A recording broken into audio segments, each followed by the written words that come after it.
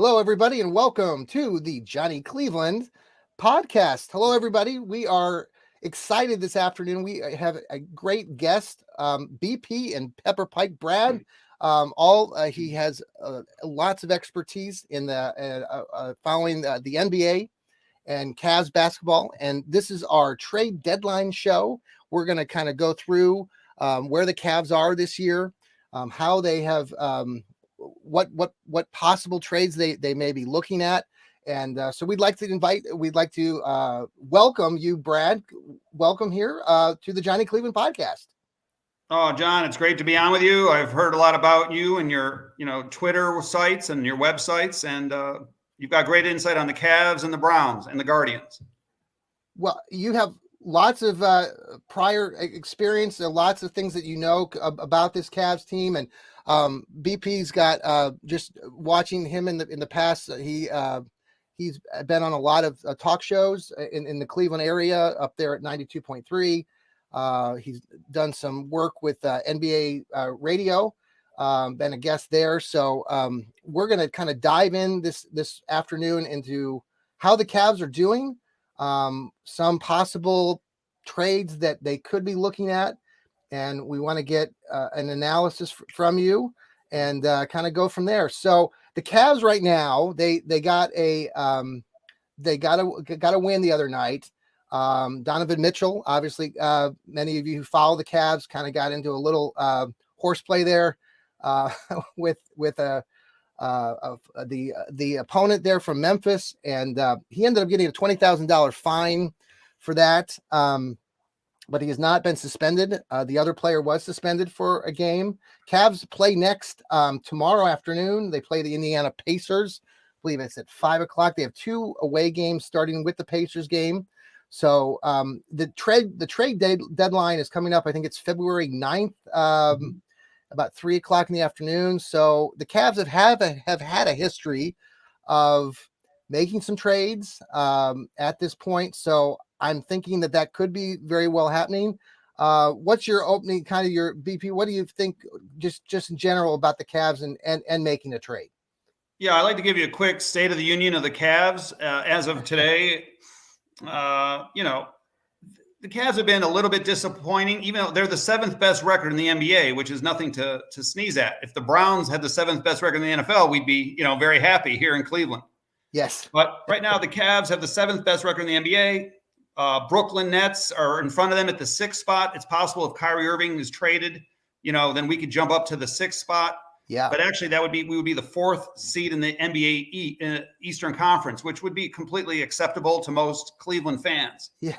I mean, the Cavs right now, their record as we speak is 32-22, which is, certainly acceptable. But there's a lot of kind of tough losses in those 22 losses. We've lost three times. We've lost three times already to Toronto, and they're considered, not a very good team. In fact, they're looking to make a lot of trades. What is it with Toronto? It's like it's our kryptonite. It's why is that? Well, first of all, I've personally been to Toronto, and I've been to their arena. It's like playing in a foreign country. I mean, it's a very tough place to play.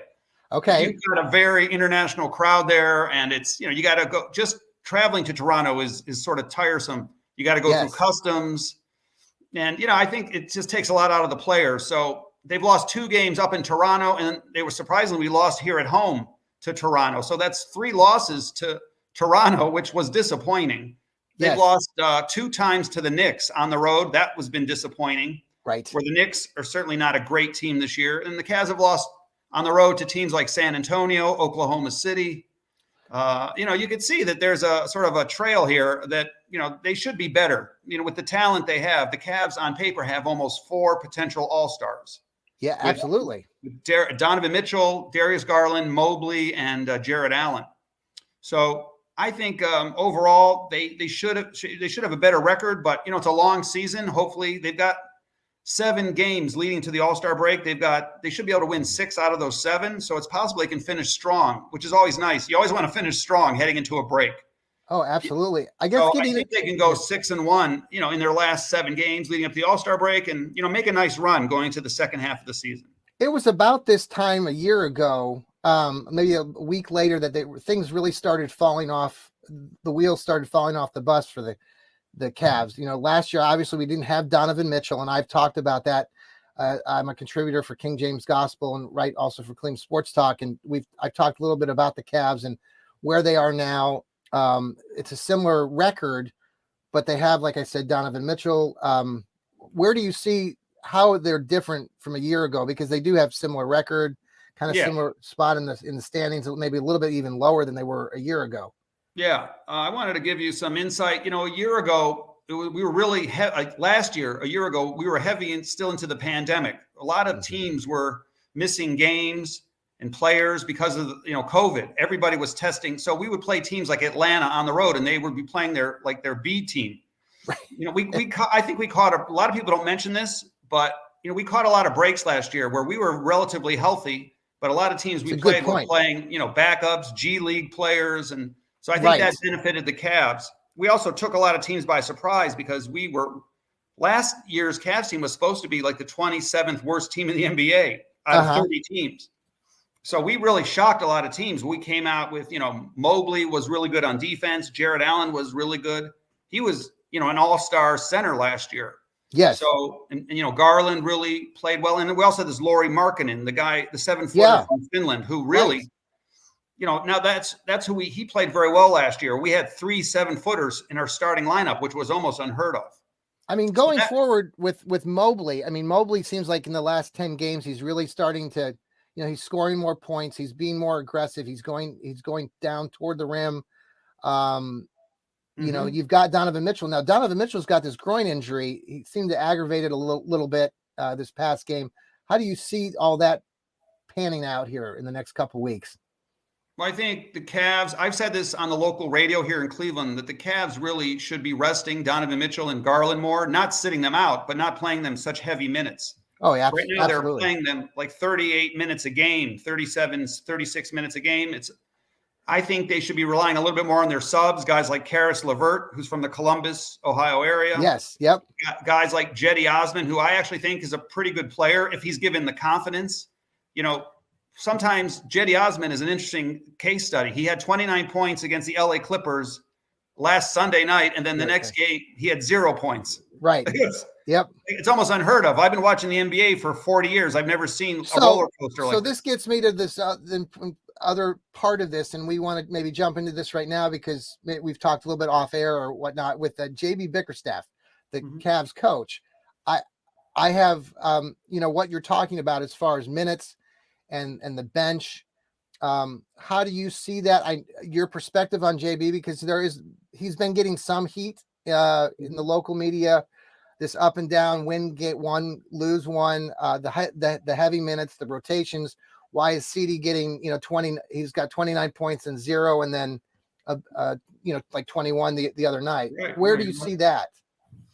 I think I've met JB Bickerstaff in person when the Cavs brought in Donovan Mitchell. I met JB down at the Berkeley. Exciting to Donovan Mitchell was by the Cavs fans at the private airport. It was pretty cool. I was invited down there. And I met JB. He's a super nice guy. And I've actually been on a Zoom call with JB during the pandemic when there was a lot of downtime. I got to go one-on-one with him and ask him a few questions. Him and Austin Carr. It's cool. So I have a lot of respect for JB. Sure. I don't want to see him fired. I just think he needs to be better in close game situations where, when the Cavs it's a 5-point game, 2 minutes to go, we're on the road, he's just got to be a little bit more strategic. He should play offense, defense, where let's say you have Isaac Okoro in the game on defense, but then if there's a timeout, then you put in a guy like Karis LeVert for his offense. He doesn't do that as much. No. And high school coaches do that. College coaches do that. I've seen John Calipari from Kentucky do that. So, yes, he's got, and it's not like he's lacking assistant coaches. There's about 12 guys on the bench that are all getting paid good money. BP, that was a conversation I actually had off air a couple days ago. I've shared this with you, I've shared this on my podcast before. Dean Wade, player for the Cavs. He'd been injured for quite a while. He's had some really good spurts there for Cleveland.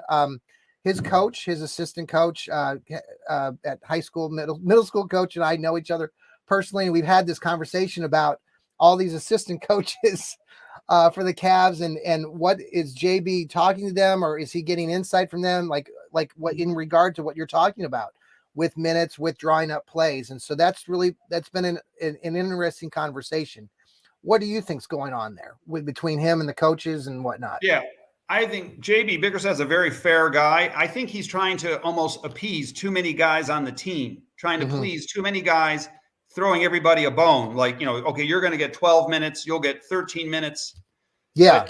But in my opinion, he should shorten up the rotation where he's playing 4 small forwards a night. I think he should shorten that up to 2. Let's just say, for instance, let Isaac Okoro start. Then you bring in this Jetty Osman, who's been playing well. Now, Dean Wade, I view him as like Kevin Love's backup. Like, I think he should be getting Kevin Love's type minutes because that's the kind of player he reminds me of, a stretch forward, a power forward who can shoot. Yes. So that's, in my opinion, JB is trying to please too many guys on the team. That's he's a nice guy. But I think it's actually detrimental to the team because you can't get much going on in a game when you're getting 7 minutes, 8 minutes. That's not enough to get loose, to get warm, and then make some shots. Basically, you're just going to run around out there and then shoot up a couple of bricks. You're not going to be loosened up. Take it from me. Yes. You got to get loose. You got to get warm. And then a guy needs 20 minutes a game to be productive in an NBA game. Right. If you're going to give a guy 13 minutes, you're basically just wasting everybody's time. Right. Well, I think Osman has gotten like this up and down sort of situation with his minutes. I mean, Dean Wade was out for 2 months with a shoulder injury, and then he kind of tweaked his ankle. He was getting, I see Dean as one of the Cavs' best defenders for them, but he doesn't score a lot of buckets. I think we talked off air. I went to that Knicks game. The one time the Cavs did beat the Knicks was at the home game back in October when they were, I think, down by 20 points or 15 points to the Knicks late in that game, but were able to come back.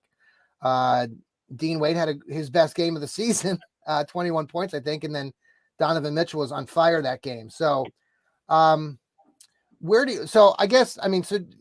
JB and how that's going to pan out, I mean, you see him, some people are thinking that he can't take them all the way, but you consider him, just continuing to let him work with these guys. I mean, obviously he's getting them to play together. It seems like a very supportive group of players that really like playing with one another. And you have to give credit to the coach for that. So you see that as a long-term thing because, the history of JB, I mean, he doesn't have a track record where he came from a lot of winning programs. Obviously there were some situations in these places that he's been in, like Houston. Do you see him staying in Cleveland long-term? Yeah, I mean, I actually do. He's also got a contract through 2027. So, he's you're right. Now, that doesn't mean much to Dan Gilbert and the Cavs. They've gone through coaches like, you go through baseball hats or something. I mean, They just boom, throw them away. I mean, I've never, they hired Mike Brown, gave him a huge contract, and he was fired a year later. And that was the second go around with Mike Brown. So, I mean, John Beilein, the college coach from Michigan, lasted here half a season. And then that's how they got to JB Bickerstaff. So we can spend a whole show on the Cavs coaches since LeBron's left in 2018. Well, you got to give JB credit, and I think I've been critical of some of the things you've mentioned already about his rotation of players and the bench and the time. I'm willing to continue to give him that time, and the team. It would be nice to see the team put together a series of wins, like you suggested. Maybe they could win the next 6 or 7 before the All-Star break. Speaking of the All-Star break, just before we transition to trades, so we got Donovan Mitchell starting. Yeah, I did an article this morning that was posted to King James Gospel about Darius Garland being snubbed. And in my article, and please go read that if you haven't a chance. I read it this morning. Okay, awesome. Very good article. And I think one of the things that I mentioned in there was that last year DeMar DeRozan and Trae Young were the starters. Now Donovan Mitchell got the start, and that almost kind of took Darius out because of all the tough competition there at the guards and how the vote was made. I think I even said, what is it? Tyrese Halliburton. Yeah. Halliburton was, I'd say he had the strongest case that he should be there. but I wanted your take on that. Well, first of all, the NBA, they only take 12 All-Stars per conference, which I think is a little bit antiquated. They've been doing that since the 1960s. But remember, the league has expanded since then. I think they should expand the rosters to 15 All-Stars. So I think it's a little bit not fair, especially in 2023 to only have 12 All-Stars when, 5 of them are basically voted by the fans. So it's almost like a popularity contest, So now with Kyrie being gone, if with his potential trade, would you think that might mean that Darius might get the call up? Well, that's why I don't get too upset when they announce the All-Star reserves. And let's say guys like Darius Garland didn't make it, or Jared Allen, or even Evan Mobley. I mean, there's always like a second wave of additions to the team. NBA there's always injuries, like Kevin Durant is currently injured. Right. And maybe he may not be ready for the All-Star game. So, then they would have to add another guy. So, it is what it is. To be honest, last year, the Cleveland hosted the All-Star game. So we were given kind of a preferential treatment, and they added Darius Garland and Jared Allen.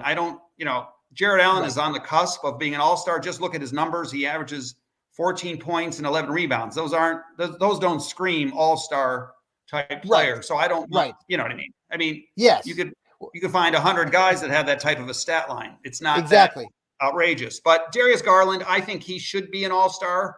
But I think the NBA also likes to reward these younger up-and-coming players like Tyrese Halliburton, and it's a good story when a young guy like Halliburton makes, from Indiana, it's a small market city, so I don't have that big of a problem with that either. I don't mind him having his day in the sun. Yeah.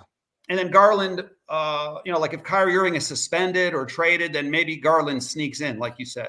Yeah, I just thought like the DeMar DeRozan pick there. I mean, he's playing for the Bulls. He's scoring 27 points a night. I mean, he's scoring more than Darius Garland. But beyond that, if like in my article, there's no stat that he's really winning. And I don't know. I just think that like I think they put him in there because he was the starter a year ago. And as a kind of, I don't know, that was kind of my, to be really honest, I mean, the NBA is a calculating organization. And also DeMar DeRozan plays for the Chicago Bulls, yes, one of the biggest markets. Absolutely. I think they want, otherwise, they want people in Chicago to turn into the game. Absolutely. Yeah. Or, they put Paul George on there from the Los Angeles. It's all about the dollar. Exactly. They want the big markets. Now, I actually posted on Twitter, I don't think it was fair that certain guys made the All-Star team based on their usage rate. They missed a lot of games. Like Paul George missed 32% of the games so far. Well, I don't think he should be rewarded with an All-Star berth. Absolutely not. Same thing with there was another guy, Tyrese Halliburton, only played 23% of his games. And there was a third guy, I can't think, Zion Williamson has missed a ton of games. Like he shouldn't really. So you can see there's some disparity here in who's going to the game and who isn't. Yes. I don't think it's completely fair, but it kind of is what it is. Well, let's switch gear. Let's talk a little bit more about these trade possibilities. The trade deadline is coming up February 9th. Cavs have managed to get into doing some of these trades in the past. So I've written a little bit about a couple of these guys. The first one on our list is the Bogdanovich, who playing for the Pistons right now. He's a former teammate of Donovan Mitchell when they played out in Utah for a brief time, and wanted your take on that. I mean, the Pistons are going nowhere, but his contract, he's expensive. Where do you land on him? To be honest, when the Cavs were rumored to be interested in Donovan Mitchell, I was saying to myself and to some people on Twitter, I'm hoping they get Donovan Mitchell and Bojan Bogdanovic, because I would hope that'd be a package, because we've had a glaring hole at the small forward spot. Mm-hmm. And this guy fills it in perfectly. He's a 3-and-D type of guy. He can play defense, but he's a very good shooter. He understands his role, and he's done very well with Donovan Mitchell. They play very well together. I was disappointed when the Cavs made the trade. The Cavs gave up a lot to get Donovan Mitchell. Yes. And they gave up, when you really analyze it, they gave up about 8 players for one. Yeah. It's insane if you look at the draft capital and then the actual player capital. So I felt they should have gotten Bogdanovic thrown into that trade, considering we gave them Lauri Markkanen, Colin Sexton, Abaji, and all these 5 draft picks, basically. So Yeah. I mean, that's a heck of a haul for the Utah Jazz. I know Donovan Mitchell's a good player, but he's just one guy. And basically Utah got 8 guys. Right. Yeah. Hell of a haul. You know what I'm saying? Right. Absolutely. Yeah. So going back to Bogdanovich, I mean, Detroit's having a bad year. They would probably like to trade him, but they're looking for some type of a first-round draft pick. The Cavs don't have any draft picks to spare. They gave them all away in the Donovan Mitchell trade, and they're precluded from even trading. The Cavs have given up so many draft picks, they're almost not allowed to even trade them if they had them.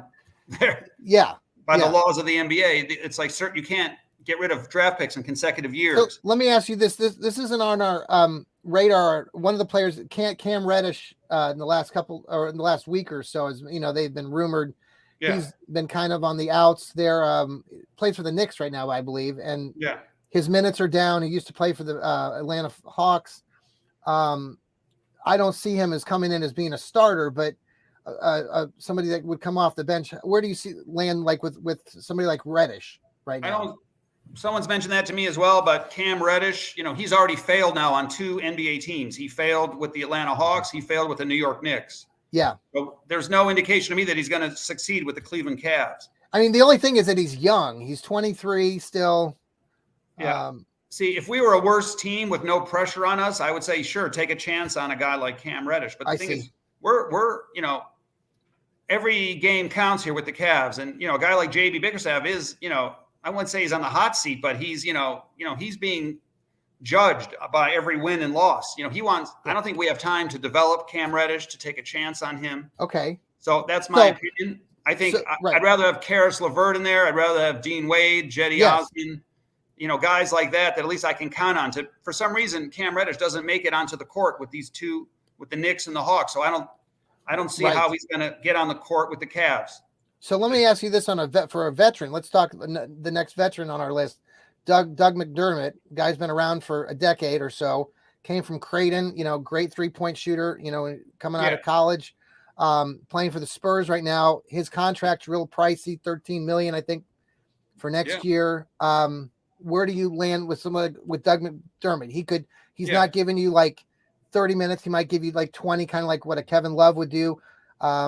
Contracts expensive. Do you think the Cavs would even?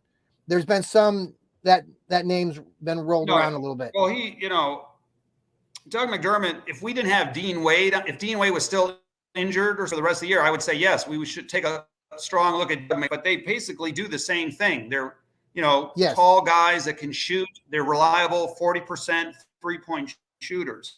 Yes. But they're not dynamic. They're not known, but they're like basically really good NBA 3-point shooters. But because Dean Wade has come back and he seems to be healthy, again, I would say we could just forget about Doug McDermott, because remember the Cavs did sign Dean Wade to a 3-year, $18 million contract. Right. So and Dean's not going anywhere. Some faith in Dean Wade. Yeah. You're right. I mean, he could be. The only thing I could see, and let's say the Cavs wanted to trade Kevin Love and his $30 million contract. I could see the Cavs trading him for Gordon Hayward on the Charlotte Hornets. I think Gordon Hayward could start for the Cavs at small forward. He's proven to be an all-star caliber player. I mean, I think that could be a good addition, but that's up to the Cavs to decide if they want to part ways with Kevin Love, who's been a loyal, long time. What's Hayward's contract like right now? What's that look like? I haven't had a chance to look at that. Yeah, no, that might be appealing to Charlotte, because Gordon Hayward is signed for this season currently and next season at $30 million a year. So they're in a rebuild mode. They would probably love to get rid of Gordon Hayward's contract. Kevin Love is expiring at this year, so that would be a good deal for Charlotte. They would get Kevin Love. They might even waive him. The Cavs could even claim him back if they wanted to, and then have Gordon Hayward and Kevin Love. I've seen that done before with like Zydrunas Ilgauskas when he was traded, waived, and brought back to a team. Right. So, back in the day. So that could happen. I actually could see that happening, because Gordon Hayward, I think, could help the Cavs help him win a playoff series. He could help. He could guard a guy like. He could help guard a guy like Jason Tatum. He could help guard a guy like, I'm not saying stop him, but he could help. Right. He's 6'8". He's pretty tall. Yes. And so I think in tandem, And so you're trading the owner of the Cavs. I've said this before. Dan Gilbert is extremely wealthy. He could pay these luxury taxes, and I think he's willing to do it to prove that he can win without LeBron James on the team. So Dan Gilbert, I think he's willing to go all in. If it meant trading Kevin Love and bringing this Gordon Hayward in, I think that could be a winning formula before the trade deadline this Thursday. But the Cavs may not want to treat Kevin Love that way. They may want to just have him stay with the Cavs, and retire as a Cleveland Cavalier. Right. Well, and now you get his buddy Ricky Rubio back. I think that's going to help long term for the Cavs. If he can stay healthy, and his role coming off the bench, and those two have go back a ways when they played for Minnesota. So there's a couple other names here: Jay Crawford or Crowder. Jay Crowder. Yeah. He used to play for the Cavs back in 2017, 18. Yeah. When LeBron was still here. Yes. I don't see that happening. I mean, I just can't see the Cavs wanting to bring back a guy like that. But what do you think? No, he's on our list, and I just think he kind of repeats what a guy like Isaac Okoro does, what a guy like Lamar Stevens does. They're like smallish, 6'5", small forwards that are kind of physical guys. Jay Crowder can make some threes, but I don't see him coming. I think the Cavs are going to be loyal to these guys like Isaac Okoro, Lamar Stevens. I think they want, and Dean Wade. I think they want to keep them around. They're like loyal guys. They're not expensive. That was my next question to you about Isaac Okoro. And I know like Lamar Stevens, we haven't really talked about him much today, but Isaac Okoro was a starter for this Cavs team for the last 2 seasons. And now he's kind of coming off he's starting again a little bit now. His points are down, but you see him as kind of improving right now. Where do you see his game? There's been a lot of discussion about Isaac Okoro. Yeah.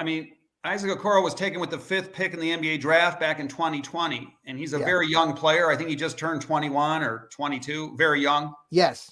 And I've been disappointed with him as the 5th pick in the draft. Like guys like Kevin Garnett were drafted in the 5th pick, and Porzingis, like all-stars are taken. When you have the 5th pick in the draft, you're supposed to get an all-star player. Jaylen Brown from the Celtics was. I forgot that he was drafted that high. I didn't. I forget that. Yeah. Yeah. Well, that's why you have me on. I'm your. That's right. Your NBA expert. But no, Jaylen Brown from the Celtics was drafted with the 6th pick in the draft. Was that when was he drafted? What year was Brown drafted? 2017, 2018. Okay. So you're talking when you have the 5th pick in the draft, that's supposed to be an all-star caliber player. And unfortunately, Isaac Okoro doesn't appear to be that. He's more of like a role player. Yes. So, but I said before the season started, people asked me, well, who should start at small forward? I said Isaac Okoro because he plays well when he's got those point guards on the floor with Donovan Mitchell and Darius Garland, because he'll just stay in the corner and get open shots. If he has to come in off the bench and create his own shot with the backup point guard, that's not going to work for Isaac. Good point. That's a good point. And we've seen that this year. Originally, he was coming off the bench and he was lost. He was doing terribly, scoring like 4 points a game. Now he's closer to about 10 points a game because he's starting and he's playing with the 4 all-stars basically, and he's just getting open shots, or from the corner, or he drives it into the basket for one of those bank shots. Yeah, and he goes to the basket and gets fouled. So people say to that, someone like Karis LeVert has come out and talked about he likes his role coming off the bench, or at least I heard him in a conversation not too long ago talking about that. I can't remember where I saw that, but how do you see that? I mean, do you see him kind of the same way or differently, and as more of a strength coming off the bench for him, or what do you think about?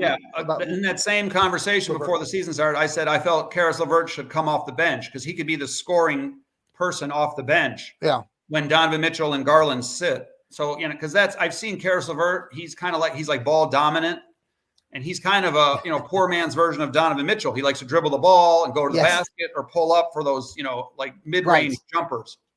Yes. So, I just find him so inconsistent. But I don't know. He's been in the league for a while. I've seen, when we got him last year at the trade deadline, right? Didn't we get him right about the same time? There was a lot of build up that, and then he got injured, missed a whole series of games, right? He played like 3 or 4 games and then was injured for a while. I don't know. I just haven't seen that consistency yet. I mean, he had a 40-point game the other, at the beginning of the season. Yeah. Everyone's talked about his scoring up, but I don't see him as a really great defender. He's I've seen him up close and he's pretty tall. He's about 6'6" and lanky, so he's pretty good on defense, in my opinion. He can stay in front of most of these shooting guards like Jordan Clarkson and like Anthony Edwards. I've seen him do a pretty good job on those guys, but he in my opinion, I like him, but he can be erratic, where he'll throw up like an air ball, but then he'll right, make a great play. Well, I remember that the Knicks game I went to back in October. He had just come off of that big 40-point game a couple games prior, and I was in the in the arena, and I think that was the game where the Cavs were down. They came back, but he was taking lots of shots, missing most of them. Yeah. So, I mean, he's considered like a volume scorer where he shoots a lot, not at a high percentage. No. And he'll shoot air balls, he'll shoot some crazy knuckleball shots, and he shoots a high moon ball to begin with. I mean, I like when he goes to the basket because he is tall and lanky and athletic. He's good when So who do you think these other NBA teams outside of draft picks and second round picks and whatnot, who do you think that they most are talking to the Cavs about wanting to get back? LeVert, Okoro, Osman, what do you think? Yeah, I mean, I think that there might be some teams interested in Caris LeVert because he's, if a team needs I understand the LA Clippers are interested in him. Yeah. Possibly. The LA Clippers are rumored to be interested in Kyrie Irving now. Yeah. There's teams that might be interested in Kevin Love's expiring contract. Maybe, I don't know. Yeah. I don't know if that's that's a big chunk of money that's coming off the books. Some teams like those expiring contracts. Right. I think, to me, I don't know if I think the Cavs are a pretty confident group, so I don't think they want to admit a mistake in Isaac Okoro, so they probably don't want to trade him for pennies on the dollar. Right. You know what I'm saying? They don't want to admit. Kobe Altman's a very proud general manager. I don't think he wants to say, well, we made a mistake on Isaac Okoro, so we're trading him for this average player. I think they want to try to see this through, and hopefully Okoro will do better. Yes. So in the end, I kind of think the Cavs, because Ricky Rubio seems to be pretty healthy and Dean Wade came back, I think they're going to stand pat. Yeah. I think that's because, and also Cedi Osman has been doing better lately where, maybe they can count on him for 10 points a game. He's been sitting on an injury right now. Is he just kind of healing from various number of things? He hasn't been getting minutes. Yeah, it is. Yeah. That's a great question because Kevin Love the last couple of games, it says Kevin Love didn't DNP CD, which means did not play coach's decision. Yeah. So that's very curious for a guy you're paying $30 million a year to. Well, I saw that too. And I was like, okay, is he injured? A lot of times I'll talk to, I've mentioned off, with Dean Wade and, his coach. And so I try to get some insight from there if he's hearing anything from Dean, but I haven't heard anything lately about Kevin. I know everybody loves Kevin, and he's really taken on this role of kind of being the leader, kind of the older guy that's kind of helping these young guys along. And I mean, last season was just spectacular. Last year he finished second in the Sixth Man of the Year award. He was first in the NBA in taking charges, taking those offensive fouls, which takes a lot of guts, to stand there against guys like, Joel Embiid and, Rudy Gobert. I mean, you got to have a lot of cojones to, right. To take a charge on, the Greek Freak when he's coming at you at full steam. Oh yeah. You just stand there in the lane and get run over. I mean, that's, that takes a lot of, cojones. It does. So, I mean, I give Kevin Love credit, of course he's underperformed with this big contract. It'll be very interesting to see what happens with him and the Cavs and how they, resolve his career here, how it ends up, the Celtics, they just recently signed Al Horford to like a smallish 2-year, $20 million deal. Yeah. So basically they're giving him almost like a swan song. Like that'll be his last 2 years with the Celtics at a discounted rate. And I mentioned on NBA radio, like 2 months ago, maybe the Cavs will do something like that with Kevin Love, give him a discounted contract so he could sort of save face and end his career with the Cavs. Yeah. But at a much discounted rate, like 2 years, I mean, $20 million. who would have thought who would have thought that, when we got Kevin Love, with LeBron and Kyrie, that I would not have suspected that Kevin would still be the guy here. Right. That's another good point. In fact, Kevin Love's first year here was pretty shaky with the Cavs. It was, yeah. To be honest with you, I mean, I actually wanted the Cavs to keep Andrew Wiggins because I love that type of a player. I love, Yes. He was a slasher. He was a dunker. He was athletic. To me, I didn't want to get rid of Wiggins. So I want when the Cavs were talking about getting Kevin Love, I said, let's give them Tristan Thompson and Dion Waiters and Anthony Bennett. I said, I don't want to give let's not talk about Dion Waiters, please. No. Right. But I wanted to give them all of our, I didn't want to give up Andrew Wiggins. I really love the potential of that kid. And actually, if we had kept Andrew Wiggins with LeBron and Kyrie and who knows what, because then we could have really competed against Golden State in those NBA finals. Yeah. And now the fact that Andrew Wiggins plays for the Warriors, I know. Good KU kid. When I was living in Kansas there, that was a big deal when, Wiggins went to the Cavs. And then he gets traded for Kevin Love. So, yep. Yeah. Like I said, I mean, I take this basketball stuff seriously and I write down some of my takes and I look back at them and they're usually pretty on target. Yeah. But one of my takes was I wanted the Cavs to keep Andrew Wiggins and not trade him for Kevin Love because I liked Kevin Love, but I felt like, you can find that type of a guy, a power forward, you can find a guy that'll give you 14 points, 8 rebounds. It's not that hard to find that type of a guy. Right. But a guy like Andrew Wiggins, what an explosive guy who actually is good on defense too. Yeah. So. Yeah. Well, I got to give Kevin some credit last year, just, how he played Inspire. And I think that really helped that young core group kind of grow the whole team. And now he's kind of taking a back seat again. We'll see what happens. I mean, the deadline is coming up. Do you think the Cavs will they make a move and what would be your best prediction? To be honest, I was on 92.3 The Fan earlier today, and I predicted that the Cavs will just stand pat. I think they want to make the playoffs and, finish in the top 4 in the East and maybe try to win a playoff series, which is possible. If Donovan Mitchell gets hot, I mean, you remember, there's a lot of basketball to be played between now and, April and May. Yes. I think no one expects the Cavs to win the championship. So I think a successful year will be making the playoffs, try to win the opening round or, put up a great fight against someone like the Celtics or the Sixers or the Bucks. Yeah. And then I think then, in the offseason, remember, this is a key point here. Karis LeVert's contract expires this summer, and so does Kevin Love.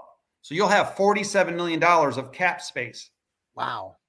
That's right. $47 million in cap space to go find somebody to go along with these 4 young players that we have right now. So that's very encouraging to me as a Cavs fan. That's exciting. Yeah. If you're a Cavs fan, that's Then you can maybe bring in 2 guys or 3 guys, and you know what I mean? And they don't have to even be superstars. They could be just great role players, Right.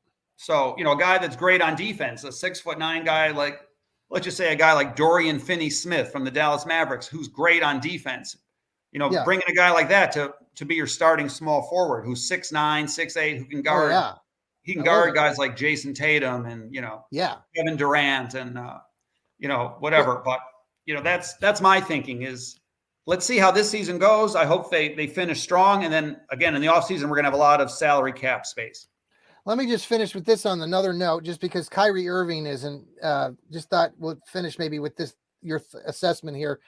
Kyrie, like, personally, watching these games and going back to 2016 when the NBA championship, a lot of people are thankful for Kyrie. Cavs fans are, because he hit the game winner.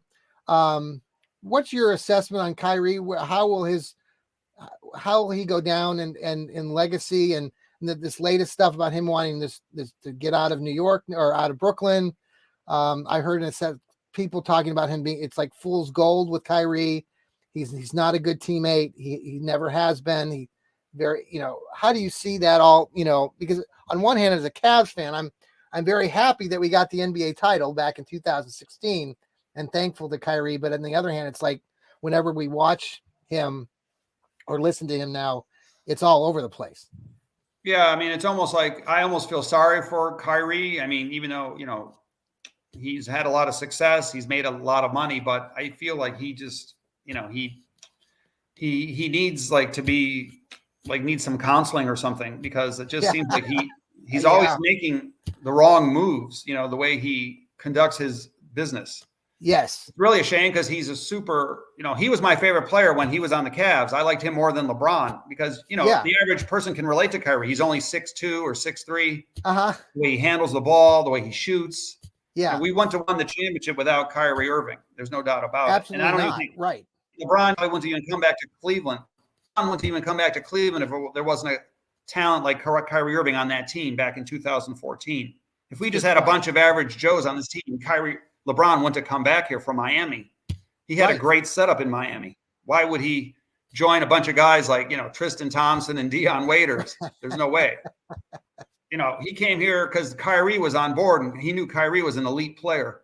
Yeah, so that's a good point. I feel sorry for Kyrie that he is not getting the proper, you know, kudos that he deserves. He's now being looked at as like, you know, kind of Looney Tunes.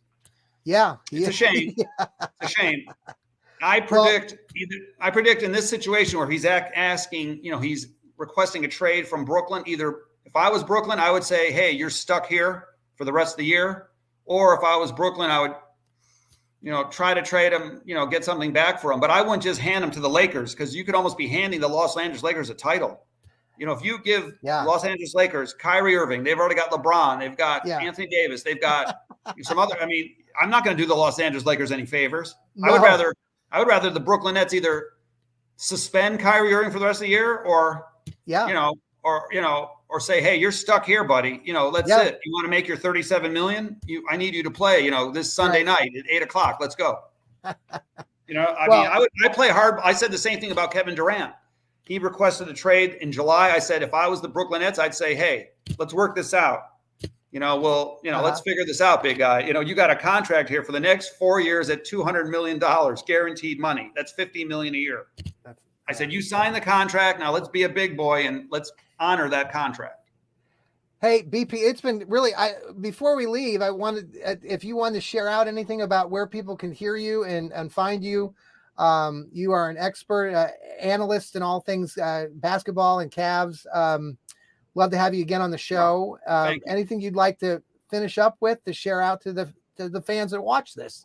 Sure. Well, I'm known as BP and Pepper Pike on Twitter. My handle there is BP Ohio 2015. You can always look me up on Twitter. I usually I'm on with NBA Radio with the guys on the NBA app. You know, usually once a week from 4 to 7 with Justin Termini and former NBA player Eddie Johnson. You could find that on the NBA app or on XM Radio if you subscribe. And then usually they tell me to call. I call in some of the guys at 92.3 The Fan. I'm on with them during the week, and always on Saturdays from 9 a.m. to noon with G. Bush. So, G. But yep, he's got Garrett quite Bush, the following. Who's very well known here in Cleveland. Yeah, I'd like to get a follow from him on Twitter. I'll have to go on. You have to throw that request out to him. No, he'll certainly oblige. He's a good guy. And you know, every now and then I have Cavs watch parties here in the Cleveland area, and I'll send out a blast to you and your people. And you're welcome to. We go to like a local bar and have a lot of fun. And I give away prizes. We do trivia, and we do that. Really? We'll have you come up to Cleveland. That's last awesome. time we had it up here in Tremont at High and Dry Bar, which is really fun. We had TVs. We had all kinds of food specials, and I do a trivia contest with trivia. NBA Cavs trivia questions and NBA at halftime and give away prizes. Yeah. Well, this isn't Cavs, but back in the day, so I told you this, and most fans that listen to me know that I lived in Kansas 26 years, but we have the Browns backers groups, different team, but I was the president of the local club there in Wichita for about 6 years. So I was their president. So we were handed out all sorts of prizes and such. So that sounds exciting. I'll have to make it up there. So yeah, well, thank you very much. I'd love to see you, and we'll go from there. But yeah, I mean, like I said, I'm a long time Cleveland Cavs supporter, fan. I'm friends with some of the ex-players, guys like Austin Carr, Jim Chones. I'm friends with some of the general manager of the Cavs right now. Mike Gansey. I'm friends with one of the assistant coaches, Dan Garriott. So there's a lot of great connections. Cavs, I really want to see them, finish this season strong. And, you know, I like the prospects. I think this team as constructed will win a championship in the next 2, 3, 4 years. Okay. And if we can, especially if we can add that last piece to the starters, you talked about that $47 million that we've got opening up this off season, correct? And maybe we can find somebody there that could really, that'd be awesome. Brad, it's been great. Looks very good. It's been great having you on the show. Thank you for your wealth of knowledge, and we'll look forward to having you back and do this again on the Johnny Cleveland podcast. You can catch the Johnny Cleveland podcast here on YouTube, Twitter. I'm a contributor to like King James Gospel, Cleveland Sports Talk, and Dog Pound Daily with the Browns. So again, thanks, BP. Appreciate it. We'll see you next time. And like I usually end my show by telling everybody to keep smiling. All right. Take care, everybody.